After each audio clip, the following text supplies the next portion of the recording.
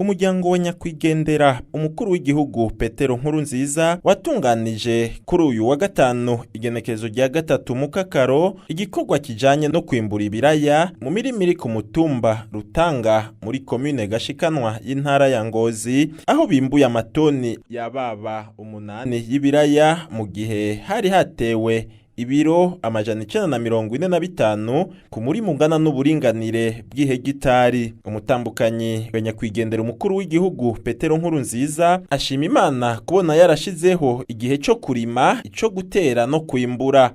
Denise Nkurunziza ati vyose ni Imana ibikora, kubona umuntu atera ikiraya kimwe ariko ico kiraya nyene kikava kw'ibiraya 5, 7, 10 canke birenga. Akaba yamenyesheje ko umuryango uzobandanya ico gikorwa cyo kwereka akarorero keza abandi mu bijanye no kurima eka mbere no korora kijambere naho serugo atakihari. Denise Nkurunziza yaboneyeho n'akaryo ko gukebura abarundi bose muri rusangi muri kino gihe ciyimbura, abibutsa kudasesagura umwimbu kugira ngo ntibaze basigare baricuza kigoyi yabinjiranye. Asaba mu miryango ko hoba ikiganiro mu bijanye no kubungabunga uwo mwimbu, ngo nayo bishitse hakagira abawugurisha ngo bawugurishe mu mwumvikano w'abagize umuryango wose.